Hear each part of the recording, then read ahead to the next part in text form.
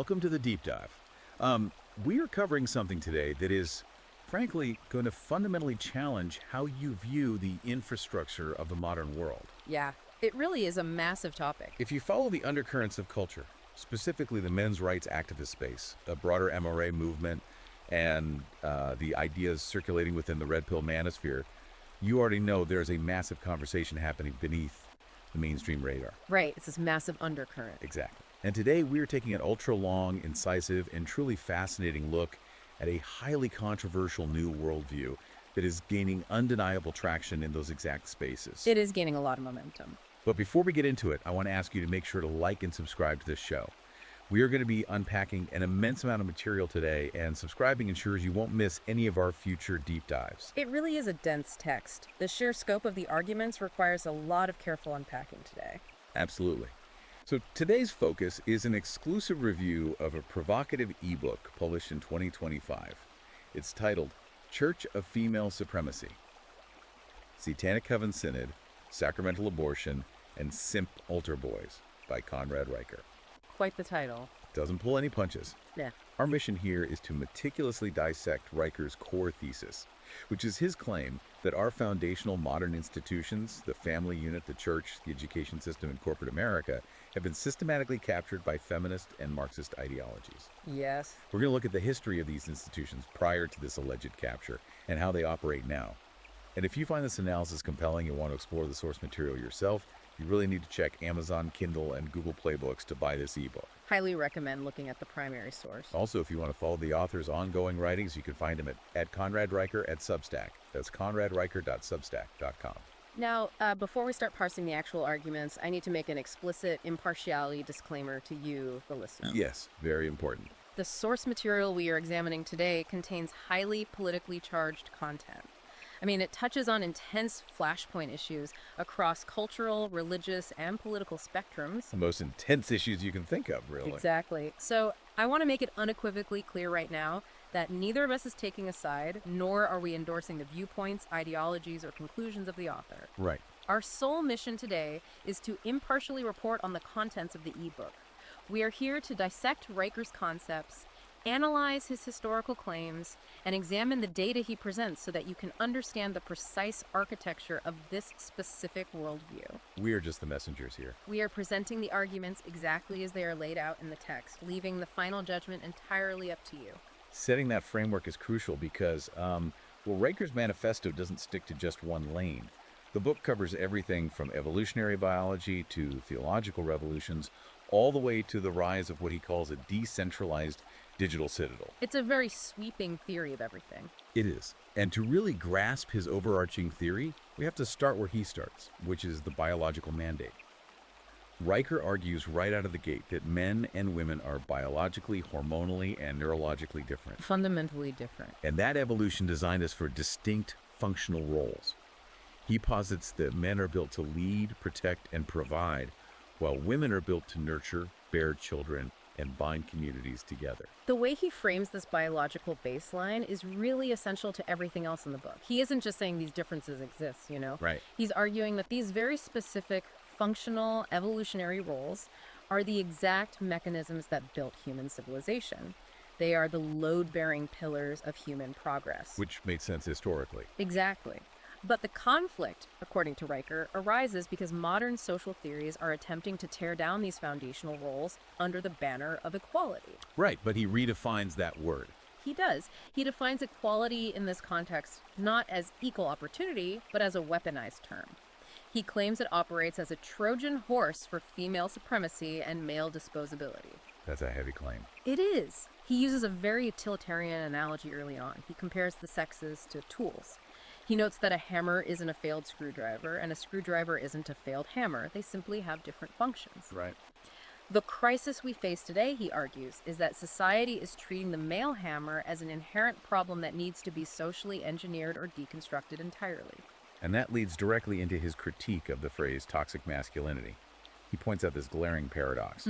Mainstream culture has essentially rebranded natural masculine traits as a public health crisis. Which is fascinating when you look at what keeps society running. Exactly. As Riker points out, society absolutely relies on those exact traits to survive. Look at police officers, firefighters, combat soldiers, deep-sea welders, They're engineers. dangerous jobs. Right, these are overwhelmingly male-dominated fields that require physical aggression, immense risk tolerance, and stoicism. Society depends on that strength, but simultaneously pathologizes it. He makes the claim that we have literally medicalized heroism. To illustrate that this instinct is biological rather than just a product of socialization, he brings in a very visceral historical example. The volcano, right? Yeah, he takes the reader back to the eruption of Mount Vesuvius in 79 AD. He points to the archaeological discovery of Roman soldiers whose skeletons were found fused to the heavy metal gates of Pompeii. That imagery is wild. It is. They had stayed behind, manually holding those heavy gates open while being buried in ash and fire, specifically so that the women and children of the city could escape. Wow. Riker's underlying sociological point here is that you cannot socialize a man to stand in front of an erupting volcano. You don't get that behavior from a corporate diversity seminar. No, you definitely don't. He argues that the willingness to sacrifice oneself to protect the vulnerable is coded deeply into male DNA. It's the same instinct that makes a firefighter run into a burning building. Right. By labeling the foundational elements of that instinct as toxic, he asserts that society is effectively punishing men for their fundamental nature. That imagery of the soldiers at the gates is incredibly heavy. It forces you to think about how society categorizes duty versus what it labels toxicity. It really reframes the whole conversation. It does, and it transitions perfectly into what Riker calls the double bind of the modern man. If men are biologically wired to be these protectors and providers, Riker argues that modern society violently exploits that wiring. The exploitation is a huge theme for him. He claims men are trapped in an impossible scenario where they are expected to perform like flawless machines, earning, protecting, providing seamlessly, but the absolute second they express traditional masculine dominance or falter even slightly, they are punished. The margin for error is zero. Zero. He uses a very grounded modern anecdote about sitting across from a divorce attorney to illustrate this. Yeah, the divorce attorney anecdote really brings the macro theory down to the micro, everyday level for the reader. It makes it very relatable. Riker describes this pervasive phenomenon of men working double shifts, basically destroying their physical health and grinding themselves down to provide a certain lifestyle. The dream kitchen, the house. Exactly. A beautiful home, financial security for their wives. Then, a few years later, they are hit with divorce papers, and the primary reason cited is that they were emotionally unavailable. And he completely tears that phrase apart. He totally deconstructs it. In his framework, emotionally unavailable is a systemic label used to penalize men in a society that demands absolutely everything from them. Their labor, their time. Their labor, their resources, their time, while offering no loyalty or respect in return. In the anecdote, the attorney essentially tells him that his willingness to work endlessly to pay for everything was viewed as proof that he wasn't emotionally present. Which is a crazy catch-22. Right. Riker frames this as a system that ignores biology when it is inconvenient for women, but weaponizes it against men whenever it serves a financial or social advantage. If that's how he views the secular domestic sphere, the way he applies this framework to the spiritual realm is even more intense. Oh, the theology section is explosive. This is where the book dives into the capture of the church. Riker dedicates a massive portion of the text to arguing that feminism hasn't just influenced modern religious institutions. He says it has entirely colonized them. He backs up this claim of theological colonization by looking at the feminization of spiritual authority. What does he mean by that specifically? Well, Riker argues that if you look at mainline Protestant seminaries today, they have largely abandoned traditional scriptural teachings regarding gender roles. Okay. Instead, he claims they are force-feeding students feminist dogma imported directly from secular theorists like Betty Friedan and Judith Butler. Bringing secular theory into the seminary. Yes. In these academic religious environments, he asserts that traditional masculinity is treated akin to asbestos. Asbestos. Yeah, it's viewed as a toxic, hazardous material that has to be systematically stripped out of the building's foundation before anyone is allowed to safely worship inside. The specific institutional examples he uses to map this shift are highly detailed. For instance, he points to the United Church of Christ, the UCC. The 2019 resolution. Yes, according to the book, in 2019, the UCC adopted a formal resolution that labeled abortion as a sacrament. A sacrament. They described it as a holy act of self-determination. Riker analyzes this not just as a political stance, but as a profound theological revolution. It's a massive shift. He argues they are taking a medical procedure that historically the church would have condemned and elevating it to the exact same religious standing as baptism or Holy Communion. And he traces this ideological shift right into academia as well. He notes that Harvard Divinity School hosted a feminist theology symposium in 2023. What happened there? At this event, speakers were openly referring to patriarchy as the original sin. Wow, original sin. Furthermore, he looks at the funding structures behind this, highlighting the She Preaches movement. Right, the funding is a big part of his argument. He points out that this initiative, which is aimed at training thousands of women to take over historically male pulpits, received funding from George Soros's Open Society Foundations. Which is a very secular political organization. Exactly. Riker's critique here is that immense capital is being deployed to actively displace male spiritual leadership, while simultaneously offering zero institutional support or programming for fatherless boys who are drifting away from the church. Which brings up a critical question that he asks. Yeah. What happens to the young men and boys when the church undergoes this kind of transformation? They get left behind. Right. Riker introduces this concept of the simp altar boys and the overall demise of male initiation. He explains that historically, the church anchored young men through very specific mechanisms. Hierarchy, risk. Exactly. A degree of physical or spiritual risk Yeah. and rigorous ritual. He uses the traditional altar boy as the prime example of this historical mechanism. Right. He emphasizes that the traditional cassock worn by an altar boy wasn't just a costume, it was a uniform. A uniform implies duty. Yes. It represented the first rung on a ladder of initiation.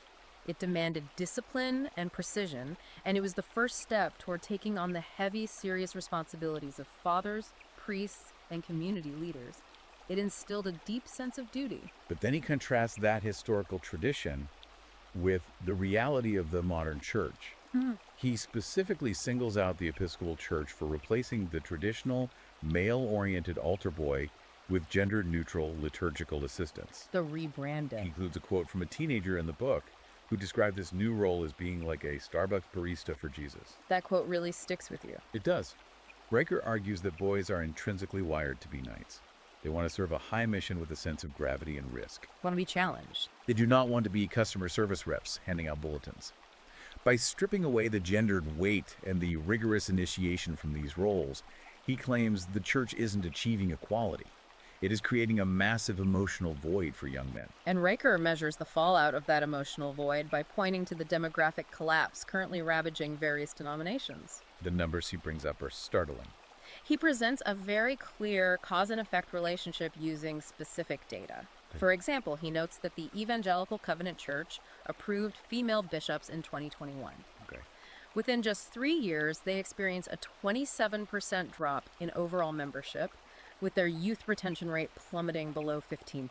27% in 3 years is huge. It's massive. To put that in perspective, a 27% drop in a 3-year span isn't a slow generational decline.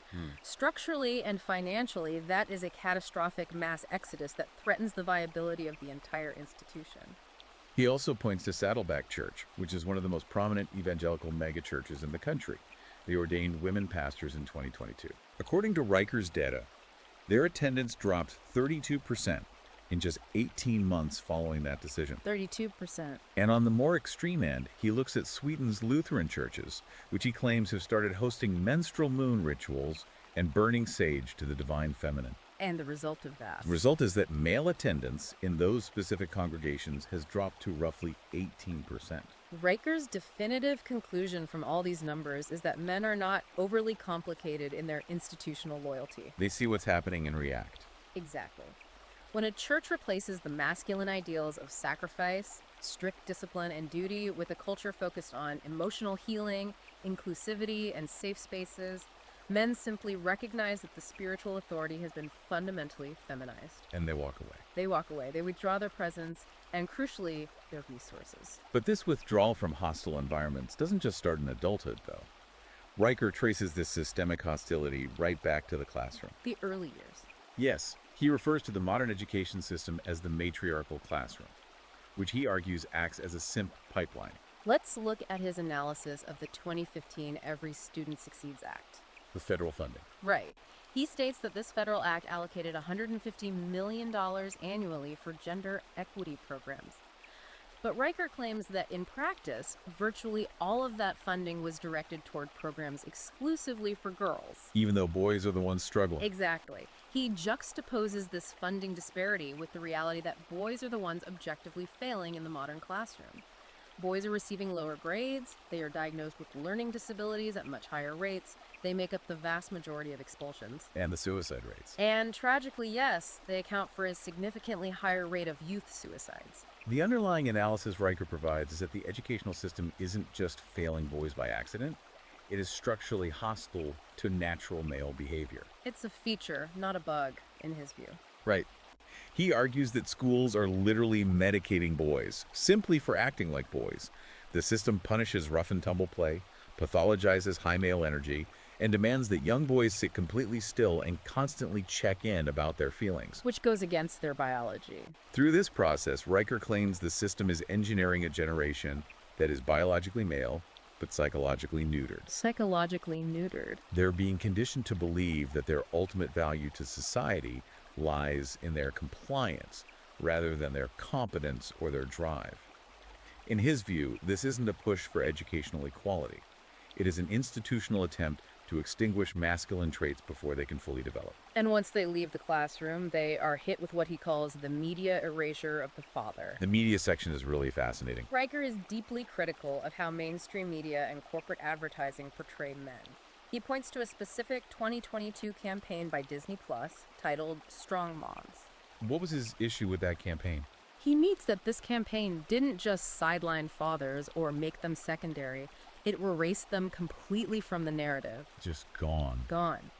It showcased women managing households, executing perfect parenting, and essentially doing everything flawlessly on their own, actively projecting the message that a male partner is entirely unnecessary. And then he brings up the music playlist. Right. He also brings up a Disney music playlist titled Dad Jokes, which was explicitly marketed with the tagline, "For laughs, not leadership." It's important to understand why Riker focuses on these seemingly small media examples. Yeah. He doesn't view the bumbling dad trope as harmless comedy. No, he takes it very seriously. He argues that portraying men, especially fathers, as incompetent comic relief who can't figure out how to use a washing machine is a highly calculated statement of intent. It's psychological conditioning. Yes, the persistent she runs everything at home narrative is systematically designed to weaken the perceived necessity and authority of the father figure in the public consciousness. And what's the end goal of that, according to him? Well, Riker's broader sociological claim is that the ultimate goal of this media strategy is to elevate the single mother as the societal ideal. Why elevate the single mother? Because, he argues, a society composed of fragmented families and single mothers inherently invites greater government involvement. The state steps in. Exactly. It creates a larger welfare state dependency and effectively breaks apart the traditional nuclear family from the inside out, replacing the father with the state. And if you attempt to point out this dynamic online, Riker argues you immediately hit the wall of big tech censorship. The moderation double standard. He outlines a massive double standard regarding platform moderation. He points to YouTube demonetizing and banning Andrew Tate's content, labeling it as dangerous hate speech. Right. Now, Riker argues that regardless of how one feels about Tate's delivery or persona, the core of his content was primarily advocating for rigorous gym routines, strict financial discipline, and male self-respect. Basic self-improvement stuff. Yet, he was entirely deplatformed.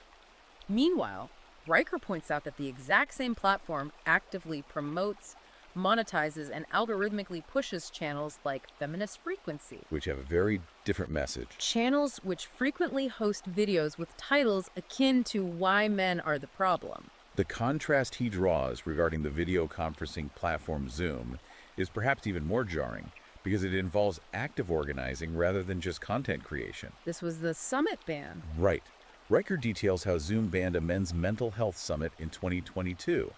This was a conference specifically organized to address male depression and the shockingly high male suicide rate. A suicide prevention event. Yes. Yet Zoom canceled the event, allegedly under their hate speech terms of service. Unbelievable. Conversely, Riker notes that Zoom allowed a women's rage therapy webinar to proceed without issue. And what happened in that webinar? During this webinar, speakers actively advocated for ending male dominance and explicitly called for burning the patriarchal archive. Burning the archive. Riker uses this side-by-side comparison to argue that the digital public square is entirely rigged.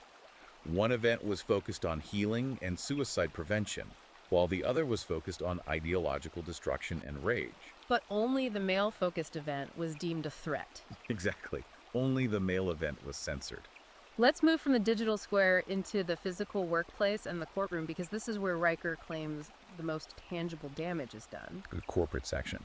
He calls this the corporate and legal strangulation of men.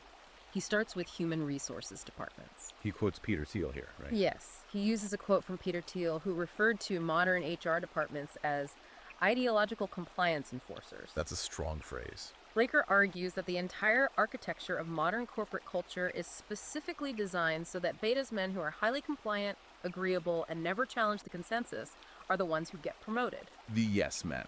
Meanwhile, the alphas, the high-performing men who focus strictly on merit, tell uncomfortable truths, and push back against inefficiency, are systematically marginalized or purged from the company. To ground this in data, Riker dissects a well-known internal study from Google called Project Aristotle. This is a fascinating study. Google spent years and massive resources trying to mathematically determine the perfect team dynamic. Publicly, they concluded that psychological safety was the ultimate key to a successful team. But Riker points out the leaked data. Yes, he points to leaked internal memos that showed a very different reality. The internal data actually revealed that teams that challenged leadership, tolerated interpersonal conflict, and took aggressive risks objectively performed better and innovated more. They got better results. Much better. However, those teams were rated lower internally simply because their abrasive excellence made middle managers feel uncomfortable. So feelings over performance. Google, Riker argues, made a conscious choice to prioritize agreeableness and emotional comfort over actual objective achievement.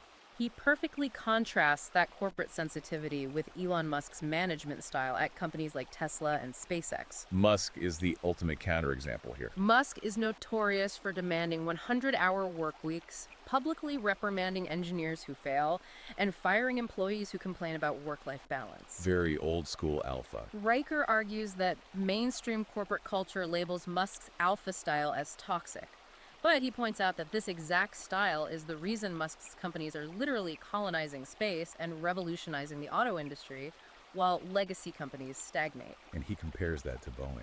Yes, he then compares this to the Equal Employment Opportunity Commission, the EEOC, suing Boeing in 2021.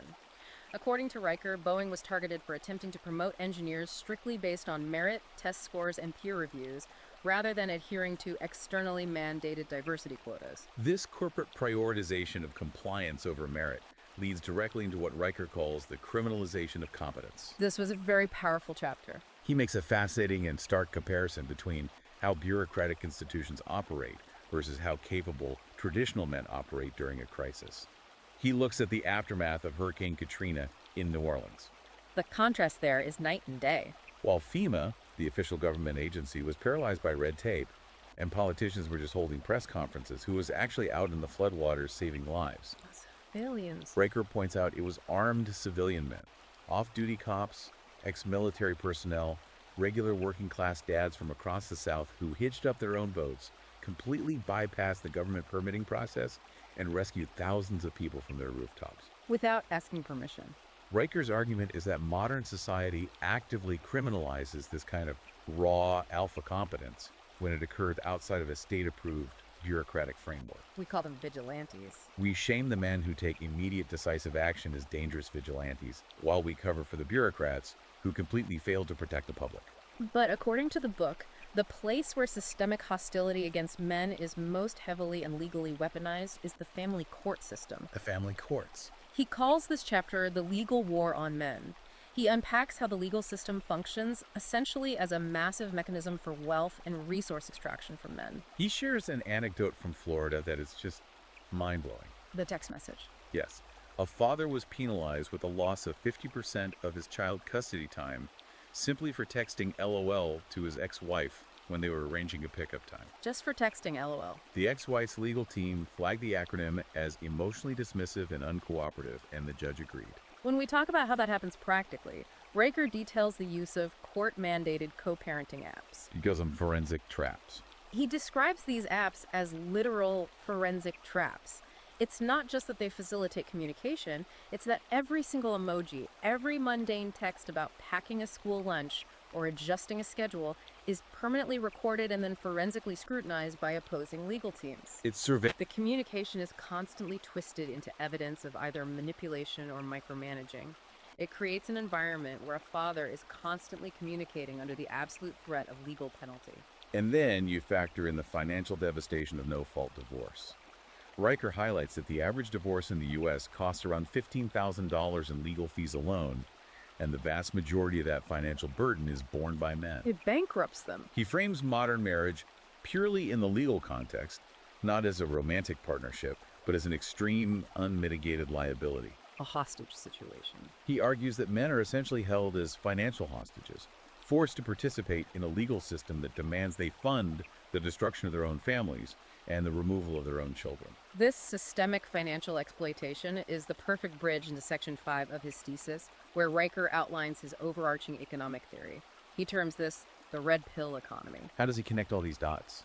If you connect everything we've just discussed, the biological expectations, the feminization of the church, the hostile education system, the compliance-driven corporate world, and the extractive family courts, Riker argues that society is actually functioning on a deeply hidden, unspoken caste system. A caste system.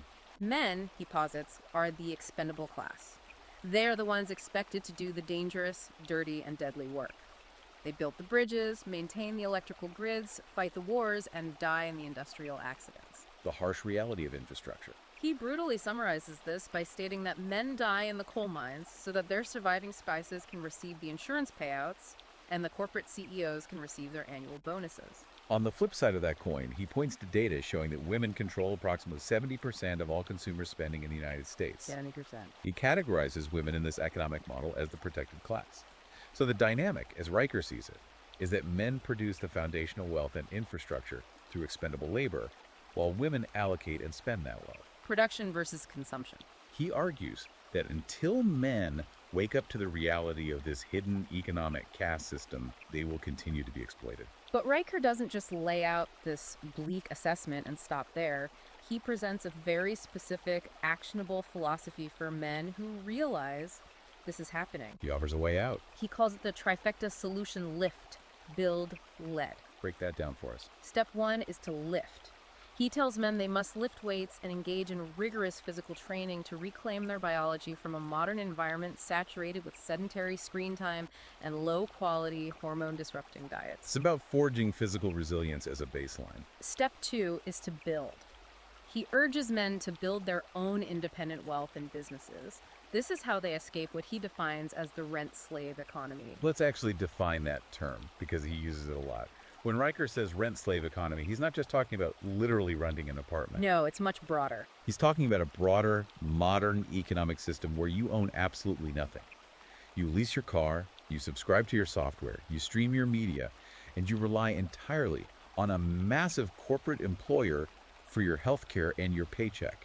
You are essentially a modern serf. Building independent wealth, in Riker's view, is the only way to sever your reliance on those corporate HR departments that actively despise you. And step 3. Finally, step 3 of the trifecta is to lead. He commands men to lead their families and their communities unapologetically, asserting that nature only respects function, capability, and survival, not modern feelings, focus groups, or safe spaces. This brings us to the culmination of his entire manifesto, the digital citadel and the Brotherhood Reborn. The ultimate endgame. Riker poses a massive hypothetical. What happens when millions of highly capable men adopt this trifecta philosophy and decide to opt out? What happens? The result is a decentralized exodus from mainstream society. He analyzes this through the lens of censorship, noting a fascinating paradox. When mainstream institutions attempted to completely silence figures like Andrew Tate, who, let's remember, had garnered a mind-bending 12.4 billion views on TikTok before his coordinated banners, it didn't stop the ideas. It backfired completely. It actually poured gasoline on the fire. The harder the legacy system pushes to censor the male perspective, the faster and more resilient the alternative movement becomes. Because They don't just disappear, they migrate. Riker points to the massive migration of men away from highly moderated platforms like Reddit, YouTube, and traditional social media, and toward alternative, decentralized platforms. The new digital landscape. We're talking about video sites like Rumble and Odyssey and heavily encrypted communication channels like Telegram. He specifically points to Nostr, which is crucial to understand. Nostr is very important to this. Nostr isn't just another app, it's a decentralized protocol. That means there is no central server, no corporate headquarters, and no tech CEO who can flip a switch and shut down a user's account. It makes top-down censorship practically impossible. And the data he provides on this migration is striking.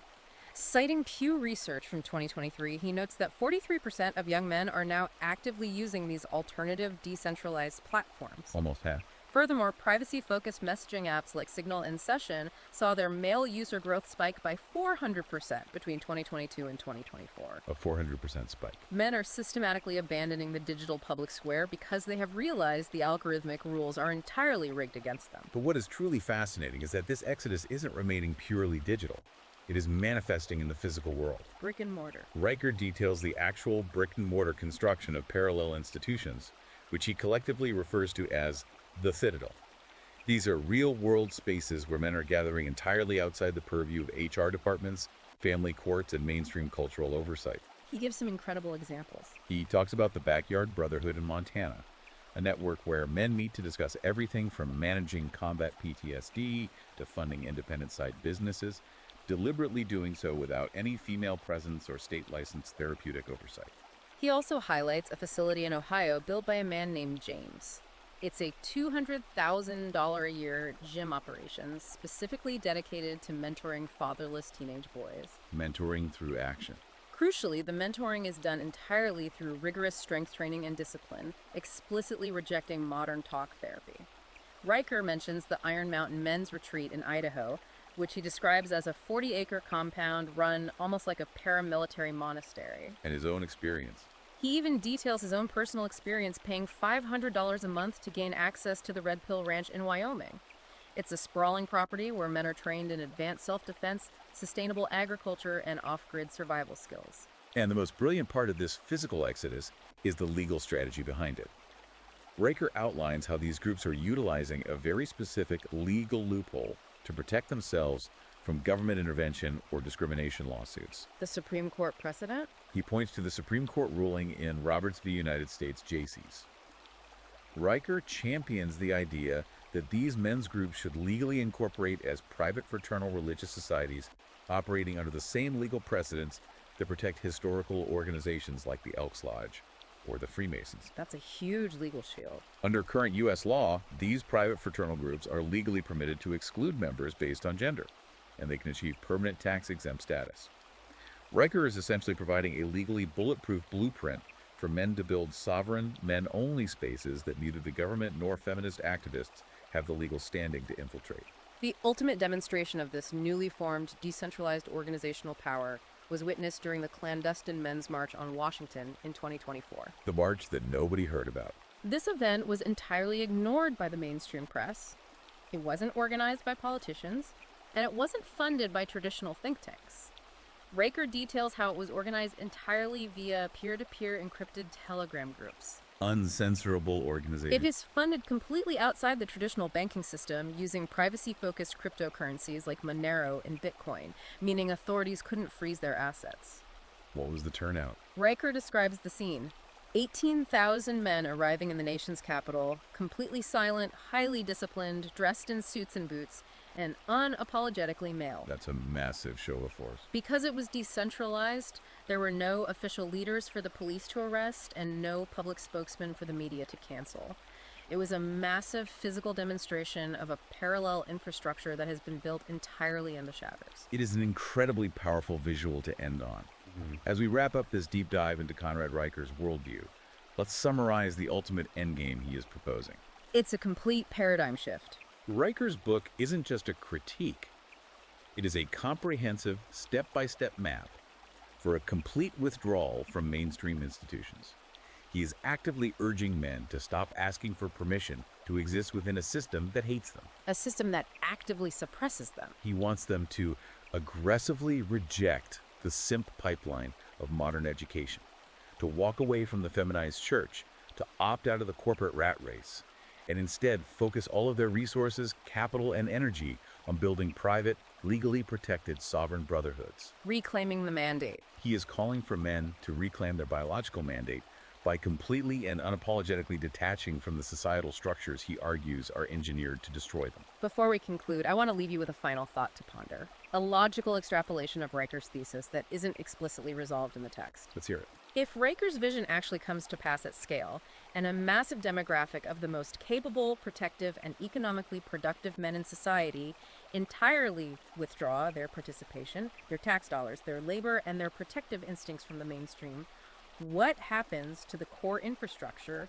of the wider civilization left behind? That is the $1 million question. If the expendable class that literally keeps the electrical grids online, the water running, and the supply chains moving simply retreats to exist in these parallel citadels, does it force a massive, peaceful societal reset and a renegotiation of gender dynamics? Or does it trigger an unprecedented, catastrophic collapse of the entire social contract? A total systemic failure. It is a profound question about the structural load-bearing pillars of our society and what happens when those pillars decide they no longer want to hold up the roof. That is an incredibly heavy and vital question to think about, and it perfectly encapsulates why this book is causing such a massive stir. If you found this deep dive into Conrad Riker's controversial worldview valuable, please make sure to like and subscribe to the show so we can continue bringing you these intense, unfiltered explorations of the ideas shaping our culture. We have a lot more material to cover in the future. And a final reminder, if you want to read the source material and examine these arguments for yourself, check Amazon Kindle and Google Play Books to buy Church of Female Supremacy, Satanic Coven Synod, Sacramental Abortion, and Simp Altar Boys. Read it and decide for yourself. Finally, you can follow the author directly and read his ongoing work at Conrad Riker at Substack by going to conradriker.substack.com. Thank you for joining us on this deep dive, and we will see you next time.